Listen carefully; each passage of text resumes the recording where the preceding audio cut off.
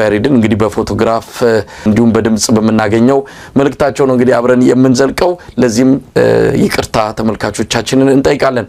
አቶ ያሬድ በጣም አመሰግናለሁ። አመሰግናለሁ መሳይ ስለጋበዝከኝ። አድማጮችህን እኔም አብሬ ይቅርታ ጠይቃለሁኝ በድምጽ ብቻ ስለተከሰትኩ። እንግዲህ አቶ ያሬድ በተለያዩ አጀንዳዎች ብዙ ነገሮች እየተነሱ ይገኛሉ። የአባይ ጉዳይ አለ። የአባይ ጉዳይ ኢትዮጵያን ትልቅ ቅርቃር ውስጥ እንደከተታት ይነገራል። አንከር ሚዲያ ባገኘው መረጃ መሰረት አብይ አህመድ ፕሬዝዳንት ትራምፕ የቀረበውን የሽምግልና ጥሪ የተቀበለበትን ምላሽ የሰጠ መሆኑን የሰማነው ይፋ እንዳይገለጽ በውስጥ መልእክቱን ግን ምላሹን ማለት ነው ለፕሬዝዳንት ትራምፕ መላኩን ሰምተናል። ይሄ በጣም ትልቅ አጀንዳ ሆኖ ተነስቷል። አብይ አህመድ እስካሁን ይፋው የሆነ ምላሽ አልሰጠም። አብይ አህመድ ከፍተኛ የዲፕሎማሲ ቅርቃር ውስጥ መግባቱ ነው እየተነገረ ያለው። እሺም ቢል እምቢም ቢል ሁለቱም ለአብይ አህመድ አደጋ እንዳለው ነው የሚነገረው። እሺ ካለ የአባይ ጉዳይ ከኢትዮጵያ እጅ ያመልጣል ማለት ነው። ያው ደግሞ አይሆንም ብሎ የፕሬዝዳንት ትራምፕን ጥሪ ካልተቀበለ ደግሞ ከፍተኛ የሆነ የዲፕሎማሲ ጫና ይፈጠርበታል ማለት ነው ከወደ አሜሪካ። ለማንኛውም ምርጫ ቀርቦለታል የአሜሪካው ከፍተኛ ዲፕሎማት። ምናልባት በሱ ጉዳይ ላይም የምናነሳ ይሆናል። የአማራ ፋኖ ብሔራዊ ንቅናቄ በይፋ ከተመሰረተ ዛሬ እንግዲህ ወደ 10ኛ ቀኑን እያዘ ይገኛል። በርካታ ሁነቶች እየተከሰቱ ይገኛሉ። የአማራ ፋኖ ብሔራዊ ንቅናቄ መመስረቱ የትግሉን አጠቃላይ መልክ ይቀይረዋል። ለአብይ አህመድ አገዛዝ እጅግ አስቸጋሪ የሆነ ሁኔታ ይገጥማልም የሚል ትንታኔ በተለያዩ ወገኖች እየተሰጡ ይገኛሉ። ወታደራዊ ባለሙያዎችም ፋኖ ወደ አንድነት ከመጣ ትልቁን መሰናክል ተሻግሯል፣ በወታደራዊ እንቅስቃሴውም የበለጠ ድል የሚያስመዘግብበት ጊዜ አሁን ነው ሲሉ ነው እየገለጹ ያሉት። እሱንም እናነሳለን። እንደው ያሬድ ምናልባት ከሰሞኑ ወቅታዊ ሁኔታዎች አንፃር መጠቀስ የሚገባቸው ነገሮች ካሉ በተለይም ደግሞ አብይ አህመድ በሚዲያዎች ላይ የጀመረው ዘመቻ እጅግ ከባድ ነው። የዋዜማን ሚዲያ ማገዱ ተሰምቷል።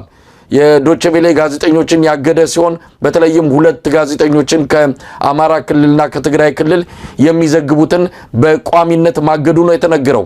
ሰሞኑን የጀርመን የውጭ ጉዳይ ሚኒስትር አዲስ አበባ ገብተው ነበረ።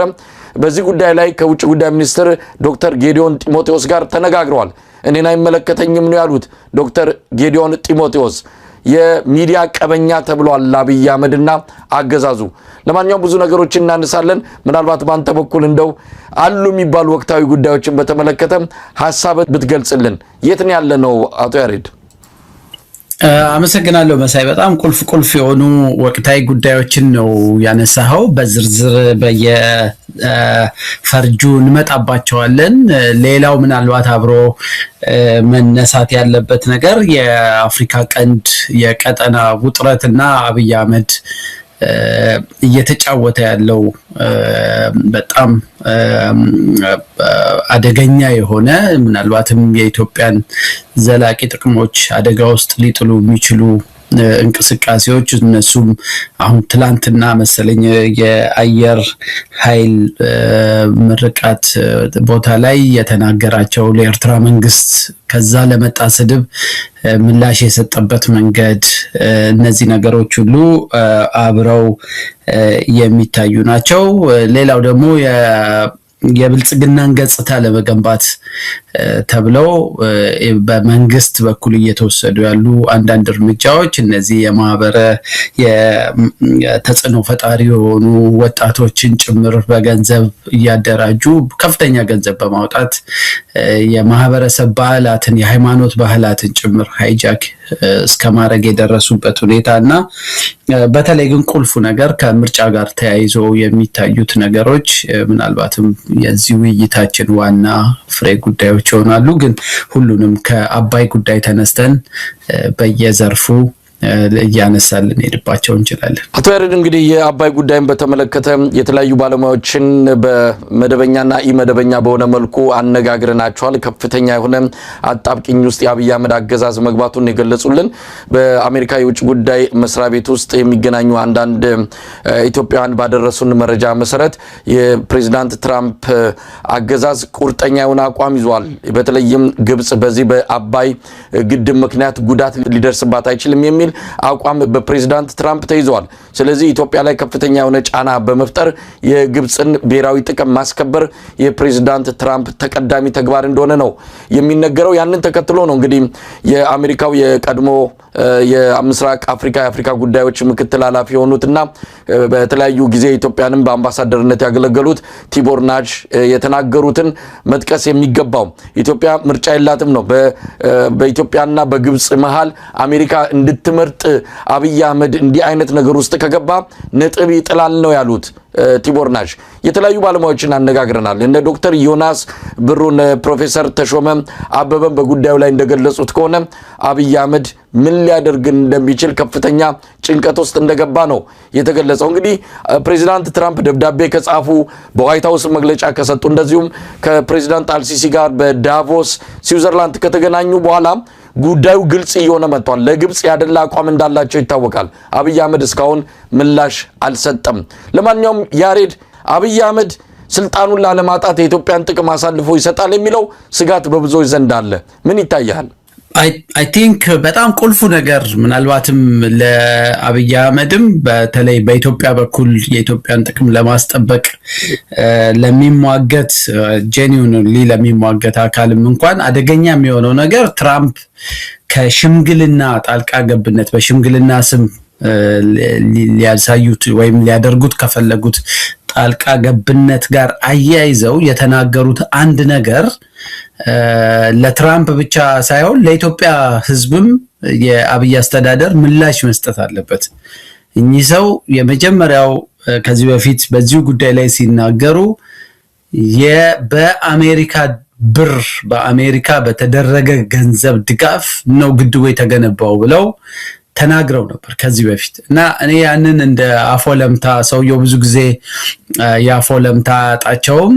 ስለዚህ ባልተጣራ ባልተረጋገጠ መረጃ የተናገሩት ነገር አድርጌ ነበረ የወሰድኩት።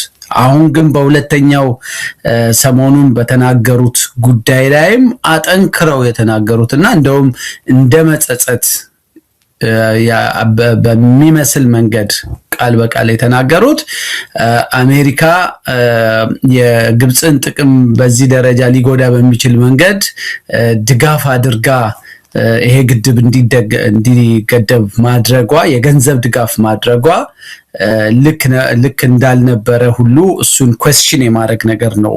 ይሄ በጣም አደገኛ ነገር ነው። ምክንያቱም የኢትዮጵያ ሕዝብ የሚያውቀው የዓለም ሕዝብ የተለያዩ የዓለም አቀፍ ሚዲያዎች ራሳቸው ደጋግመው ይዘግቡ የነበረው ኢትዮጵያ የእምቢተኝነት የፕራውድ ምልክት ነች። ምክንያቱም የኢትዮጵያ ሕዝብ ለዘመናት የተከለከለውን በዓለም አቀፍ ከአይኤምኤፍ ከወርልድ ባንክ ከኃይለ ሥላሴ ጊዜ ጀምሮ በእንግሊዝ በአሜሪካኖች ጫና ኢትዮጵያ ብድር እንዳታገኝ ለአባይ የተከለከለችበት ሁኔታ በህዝቡ ጊዜ ጠብቆ ወቅት ጠብቆ የኢትዮጵያ ህዝብ ከዕለት ጉርሱ ቀንሶ ገንዘብ አዋጥቶ ነው ይሄንን ግድብ የሰራው ተብሎ በዚህ መንገድ ለዓለም ህዝብም ስለተዋወቀ ዓለም ይሄንን ነው የሚያውቀው። ኢትዮጵያ ህዝብ በላቡ በራሱ ድካም ያለማንም አጋር የሰራው ግድብ እንደሆነ ነው የሚያውቀው።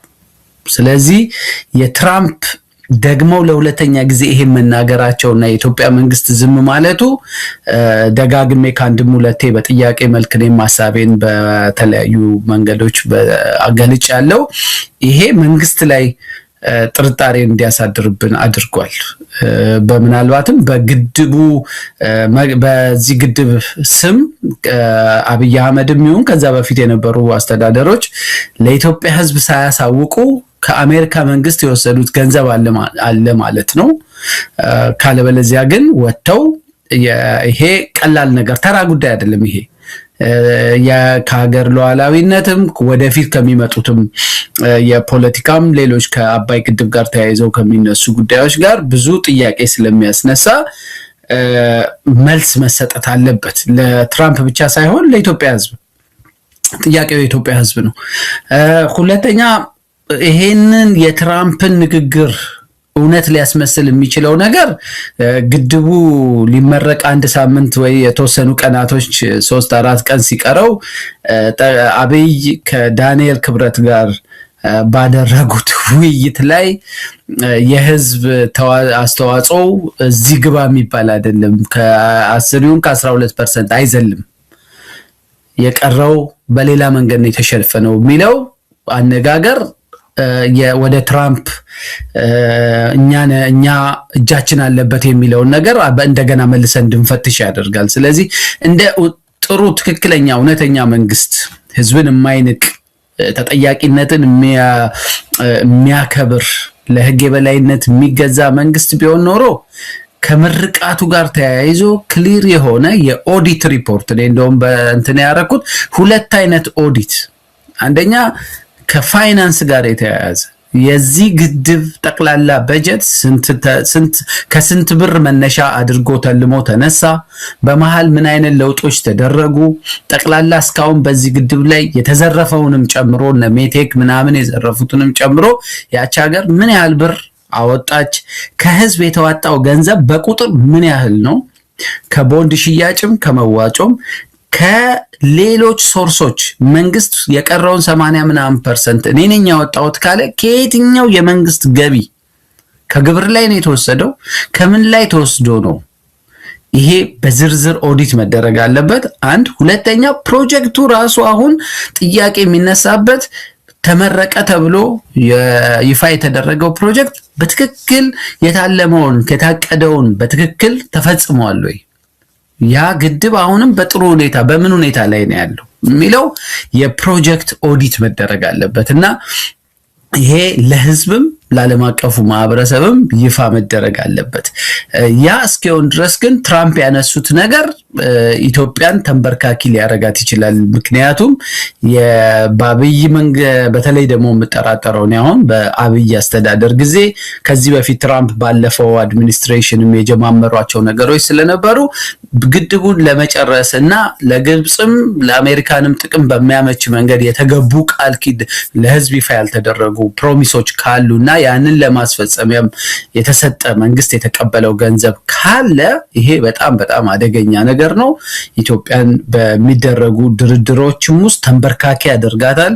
እምቢ እንዳይባል ገንዘብ ተወስዶ ሊሆን ይችላል። እሺ ተብሎም ሲገባ ደግሞ በማን ተርምና በምን አቋም ነው ውይይቶቹ ድርድሮቹ የሚካሄዱት የሚለውን ሁሉ ስጋት ውስጥ ይጥለዋል እና ለዚህ ነው የኢትዮጵያ መንግስት እንዲህ አይነት በጣም ሲሪየስ የሆኑ ጉዳዮችን በዝምታ ማለፉ ሁላችንንም ጥርጣሬ ውስጥ እንድንገባ ያደረገ ክስተት ነውና እኔ አሁንም በጉጉት ከኢትዮጵያ መንግስት የሚሰጡ ከጠቅላይ ሚኒስትር አብይ የሚሰጡ ምላሾችን በተለይ በዚህ ጉዳይ ላይ ኢትዮጵያ ገንዘብ ተቀብላለች አልተቀበለችም፣ በአባይ ስም በግድቡ ስም የሚለው ከማንም ይሁን ከአሜሪካ ብቻ አይደለም፣ ከሌላም አካል ከዩኤኢም ሊሆን ይችላል። አሜሪካ በሌላ መንገድም ገንዘብ ልካ ሊሆን ይችላል።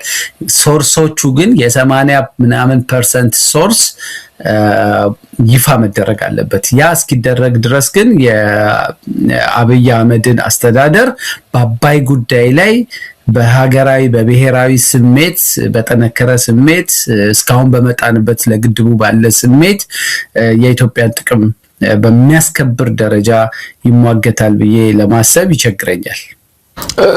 አቶ ያሬድ ብዙ ነገሮችን እንድናነሳ የሚያደርገን ጉዳይ ነው። በነገራችን ላይ መስከረም ወር መግቢያ ላይ ተመረቀ።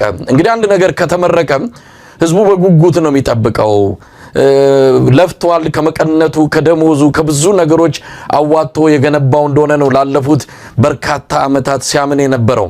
ስለዚህ ግድቡ ተመረቀ ሲባል በማግስቱም ይሁን በሚቀጥሉት ጊዜያት ውስጥ ይሄ የመብራት እጥረት በየቀኑ የሚጠፋበት የኃይል አቅርቦት እነዚህ ነገሮች ሁሉ የሚፈቱበት ኢትዮጵያውያን ሁሉ ጊዜ እንደሚባለው ከዚህ በኋላ ሻማ የሚያበሩት ለልደት ነው የሚባለው እሱ በትክክል የሚረጋገጥበት ነገር ይመጣል ብለው ነበር። ግን ምንም ነገር የለም። የመመረቁ ድግስ እንጂ በትዝታችን ውስጥ ያለው ሌላ ነገር የለም። ኢትዮጵያ ህዝብ ያገኘው ነገር የለም።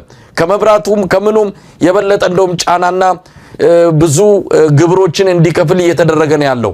ለማንኛውም ወደ ግድቡ እንምጣ። በዚህ አጋጣሚ አቶ ጌታቸው ረዳ እዛው ጫካ ያለ ከዛም በኋላ ከወጡ መቀሌ ከገቡም በኋላ ግድቡ ተሽጧል የሚል ነገር አንስቶ ነበር። በወቅቱ ሁላችንም እንዴት ግድቡ ይሸጣል እንዲሁ ለፖለቲካ በመጠቀም ጌታቸው ነጥብ ለማስቆጠር የሄደበት ነው ብለን ስንቃወም ነበር። ግን የሆነ መረጃ እንዳላቸውም ጠረጥር ነበረ።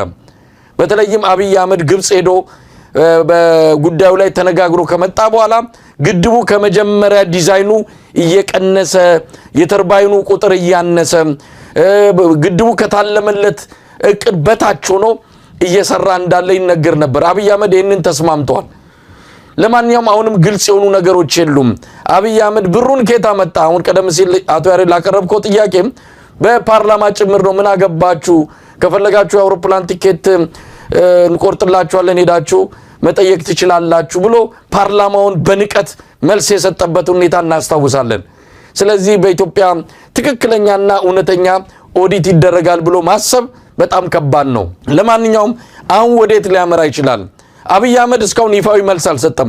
በጎን በጀርባ ግን አሜሪካንን እየተለማመጠ ግድ የለም ባላችሁት እንሄዳለን ለህዝብ ግን ይፋ እንዳታደርጉት አይነት ልምምጥ ውስጥ ነው የገባው። አንዳንዶች እንደሚሉት ከወዲሁ ያለማመዱን ነው። አብይ አህመድ ምን ቸነቀው? የኢትዮጵያ ህዝብ እንደሆነ ስለምንም ነገር ምላሽ አይሰጥም፣ አሜን ብሎ ነው የሚቀበለው። ስለዚህ ግድቡን በአደባባይ ቢሸጠውና ከኢትዮጵያ ጥቅም ባለፈ ውሳኔ ላይ ቢደርስ የሚናገረው ስለሌለ ለስልጣኑ ሲል የኢትዮጵያን ጥቅም አሳልፎ ይሰጣል የሚለው ሐሳብ በስፋት እየመጣ ነው የሚገኘው። ምን ልናይ እንችላለን በቀጣይ አቶ ያሬድ? እኔ እንግዲህ አንዱ ይሄ አቶ ጌታቸው ግድቡ ተሽጧል ያሉበት በቂ ምክንያት ይኖራቸዋል። ለፖለቲካውም ቅርበት ስለነበራቸው የሰሙት ያዩት ነገር ሊኖር ይችላል። በእርግጥ አሁን ካገዛዝ ስርዓቱ ጫማ ስር ስለሆኑ ከሳቸው ተጨማሪ እውነት በዚህ ላይ መጠበቅ ያስቸግራል። ነገር ግን የሚታዩ ምልክቶች አሉ። አንደኛ ነገር ቅድም ያልኩት የግድቡ የኦሪጂናል የሆነው እቅድ ከዛ በኋላ መሀል ላይ ለብዙ ጊዜ እንዲሻሻል ሞዲፋይ እንዲደረግ አዳዲስ ነገሮች እንዲጨመሩ እንዲቀነሱ ተደርጎ ብቻ የመጨረሻው እቅዱና አሁን ግድቡ ያለበት ወቅታዊ ሁኔታ የፕሮጀክት አፈጻጸም ኦዲት ቢቻል ገለልተኛ በሆነ አገራዊ ኤክስፐርቶች መደረግ አለበት። ያ እስካሁን እንደሱ አይነት ሪፖርት የትም ቦታ አላየውም። እንዲህ አይነት ነገር መደረጉንም መጀመሩንም በመንግስት እንኳን ይፋ ሲደረግ አልታየም። ስለዚህ የእንደዚህ አይነት የፕሮጀክት ኦዲት የሚያስፈልገው ምን ነበር የታቀደው? ምን ማሻሻያዎች ተደረጉ? ለምን ማሻሻያዎቹ መደረግ አስፈለጋቸው? ምን ተጨመረ? ምን ተቀነሰ? በማሻሻያዎቹ ምክንያት ምን አጣን? በመጨረሻ በታቅዶለት በነበረው ውጤት ላይ ምን ኢምፓክት አለው? አሁን ያለበት ሁኔታ የታቀደለትን ያህል የሚያሳካ ነው ወይ የሚሉት ነገሮች በዝርዝር በባለሙያዎች መታየት አለበት። እሱን እኔ ያገዛዝ ስርዓቱ መፍቀዱን እጠራጠራለሁ። ምክንያቱም የምርቃቱ ሩጫ ራሱ ከምርጫንም ታሳቢ ያደረገ ሌሎች የብልጽግናን ገጽታ ግንባታ እኔ በመመረቁ በጣም ደስተኛ ከሆኑትና የፕሮጀክት አልቋል ኢትዮጵያ የዚህ ትልቅ ፕሮጀክት ባለቤት መሆኗ በጣም ካስደሰታቸው ሁሉ ኢትዮጵያኖች አንዱ ነኝና እዛ ላይ ምንም አንተም ጥያቄ የለንም። ዋናው ነገር ያ ፕሮጀክት አገራዊ ሀብት ትልቅ አገራዊ ከትውልድ የሚተላለፍ ቅርስ ስለሆነ ያሉበት ስኬቶችና ያሉበት ህጸጾች በአግባቡ ኦዲት ተደርገው የሚስተካከለው ተስተካክሎ አካውንታቢሊቲ መኖር አለበት እንጂ ብልጽግና የምርጫ ካምፔን ማካሄጃ ወይም የዓለም አቀፍ ገጽታ መገንቢያ አድርጎ ግድቡን የጨረሱ ጠቅላይ ሚኒስትር ተብለው የአብይን ፕሮፋይል ማሳበጫ መሆን የለበትም። ስለዚህ እሱ አንዱ ኦዲት የሚያስፈልግበት ምክንያት እሱ ነው። ሁለተኛው ግን የፋይናንስ ኦዲቱ የህዝብ ሀብት ነው ይሄ የፈሰሰበት። እንደ ኮሪደር ልማት ወይ ቤተ መንግስት ለመገንባት ከዩኤኢ ወይ ከሆነ ቦታ ለምኜ ያመጣሁት ነው አትጠይቁኝ እንኳን ለማለት አይመችም። ያንንም እንደዛ ማለት አይችልም ጠቅላይ ሚኒስትሩ እንኳን ለፓርላማ በየትኛውም ደረጃ ሚዲያ እንኳን ቢጠይቀው ያንን ለኮሪደር ልማትም ለሪዞርት መስሪያም ለአዲስ ፓላስ ለመገንቢያም የሚያወጣቸው ሲንግል ኮይን ሳይቀር አካውንተብል ነው። ከግል ኪሱ ዝም ብሎ አብይ አህመድ ስለሆነ ያገኘው ገንዘብ አይደለም። የኢትዮጵያ ጠቅላይ ሚኒስትር ስለሆነ ያገኘው ሀብት ነው። በዛ ላይ እያንዳንዱ ሀገር ወይ ግለሰብ ባለ ሀብት በሚሰጥህ ልክ ኢትዮጵያ ላይ የሚፈልገው ኢንተረስት አለ። ስለዚህ አንድ ጠቅላይ ሚኒስትር በያዘው ፖዚሽን ላይ ለሚያወጣት ለእያንዳንዷ ነጠላ ሳንቲም ተጠያቂነት መኖር አለበት። አንዱ የብልጽግና መንግስት ያመጣው ትልቅ አደጋ ኢትዮጵያ ውስጥ ለየትኛውም ለሚሰሯቸው ስራዎች አካውንታቢሊቲ የሚባል ነገር የለም። ተጠያቂነት የሚባል ነገር የለም። የኮንዶሚኒየም ቁልፍ እኮ በቦርሳቸው ይዘው እየዞሩ ደስ ላላቸው ሰው ገንዘቡን ሴቭ አድርጎ ለስንት ዓመት አዋጥቶ እጣ ይደርሰኛል ብሎ የሚጠብቅ ሰው እያለ እነሱ እኮ የምርጫ ካምፔን ማካሄጃ፣ የገጽታ መገንቢያ ከንቲባዋ ሲፈልጉ፣ ጠቅላይ ሚኒስትሩ ሲፈልጉ፣ ባለስልጣናት ሲፈልጉ ደስ ላላቸው ሰው ሶሻል ሚዲያ ላይ የሆነ ነገር ሆይ ሆይ የተባለበት ጉዳይ ሲኖር ቶሎ ያንን ኬዝ ይዘው እንዲህ ያደረጉ ለጋስ እንዲባሉ ቁልፍ የሚያድሉ ሰዎች ናቸው። መሬት የሚያድሉ ሰዎች ናቸው። ስለዚህ ተጠያቂነት ሙሉ በሙሉ የጠፋበት ሀገር ነው አሁን ኢትዮጵያ ውስጥ እና